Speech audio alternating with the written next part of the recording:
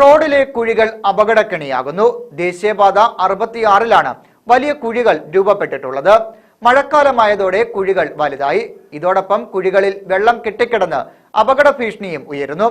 സംസ്ഥാനത്ത് മിക്കയിടത്തും ദേശീയപാതകൾ തകർന്ന നിലയിലാണ്.